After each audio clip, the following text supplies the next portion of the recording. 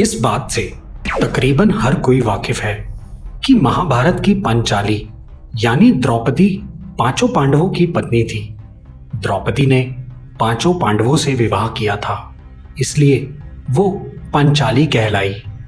लेकिन क्या आप जानते हैं कि इन पांडवों की द्रौपदी ही इकलौती पत्नी नहीं थी, बल्कि द्रौपदी के अलावा भी इन पांचों पांडवों की कई पत्नियां थी, जिनके बारे में बहुत कम लोग ही जानते हैं। महाभारत की गाथा के अनुसार ज्यादातर लोग बस यही जानते हैं कि द्रौपदी पांचों पांडवों की एकमात्र पत्नी थी, जबकि द्रौपदी के पुत्र और पांडवों के अन्य पुत्र और पत्नियों के बारे में ज्यादातर लोगों को जानकारी नहीं है।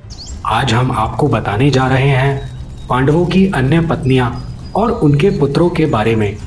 नमस्कार मित्रों, स्वागत है आपका हमारे YouTube चैनल दी गॉड सागा में। युधिष्ठिर। द्रौपदी के अलावा युधिष्ठिर ने देविका से विवाह किया था। देविका उनकी दूसरी पत्नी थी और उनके पुत्र का नाम द्रौपदी था। अर्जुन।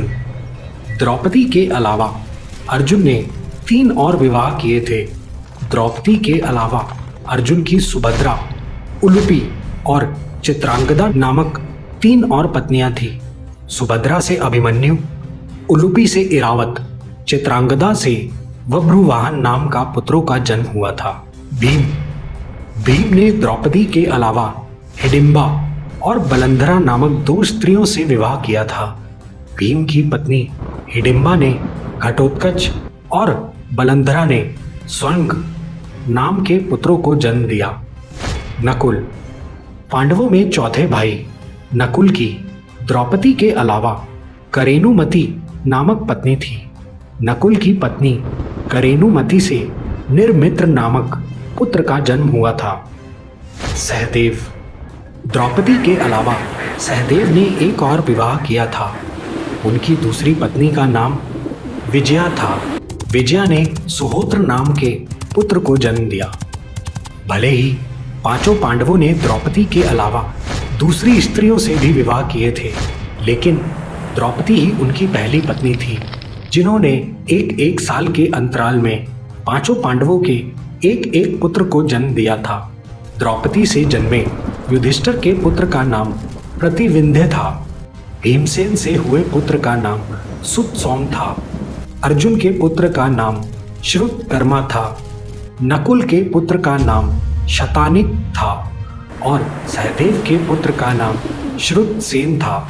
ये थी पांडवों की अन्य पत्नियां। गौरतलब है कि भले ही पांडवों ने दूसरी स्त्रियों से भी विवाह किए थे और उनसे उनके पुत्र भी हुए, लेकिन आज भी द्रौपदी को ही पांचों पांडवों की पत्नी के रूप में जाना जाता है। उनकी दूसरी पत्नियों के बारे में अधिकांश लोग आज भी नहीं जानते हैं।